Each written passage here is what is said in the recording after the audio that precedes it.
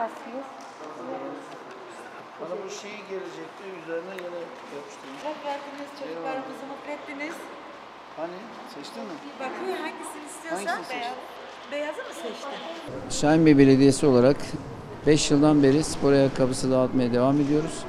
Bu yıl dağıtacağımızla birlikte toplamda 695.000 adet spor ayakkabısını gençlerimize hediye etmiş olduk. Burada amacımız gençlerimizin spor yapmasını sağlamak, onlara spor malzemesi vermek. Ayakkabılarımız son derece kaliteli. Hem kendilerine renk hem ayakkabı numara seçme imkanı sunuyoruz. Böylelikle gençlerimizin obeziteden uzak kalıp özellikle yaz tatillerini sporla geçirmelerini temin ediyoruz.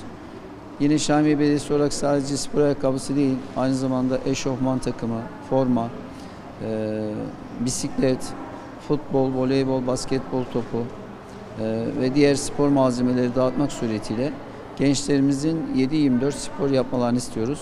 Bu hem kendilerinin sağlıklı yaşam için olmazsa olmazı, hem de mutlaka gençlerimizin bir branşta en azından spor yapmasını isteyerek daha sağlıklı, daha zinde kalmalarını temin etmek istiyoruz. Bu vesileyle ben güzel bir yaz tatili diliyorum. Gençlerimiz hem pandemide hem okul döneminde yoruldular. İnşallah güzel bir tatil yapsınlar.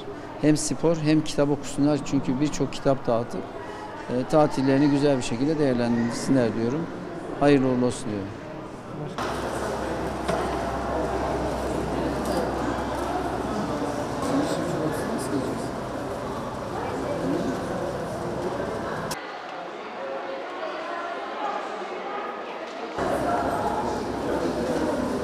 Güzel günlerde giymen temennisini.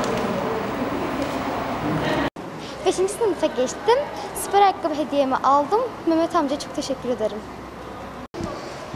Bu benim ayakkabının üçüncü ayakkabım. Herkesin ellerine sağlık. Çok teşekkür ediyorum. Belediyemize ayakkabıları dağıttığından dolayı teşekkür ediyorum. Bu benim aldığım 3. ayakkabı. Hizmetten çok memnunuz. Karne hediyesi olarak çok güzel düşünülmüş. Her şey için teşekkür ederiz Sayın Başkanımız Mehmet Tahmazoğlu'na. Bu belediyeden aldığım 3. ayakkabım. Gerçekten Allah belediyemizden razı olsun. Mehmet Tahmazoğlu'ndan gerçekten çok kaliteli ayakkabılar işimizi görüyor. Ve okullardan sonra çok güzel oluyor bir hediye olarak bize belediyemizin. Yani teşekkür etmek istiyorum. Oğlumun adına geldim.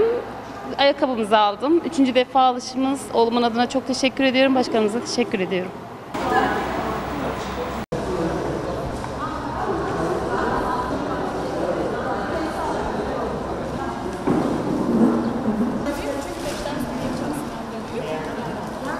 Beşten sonra.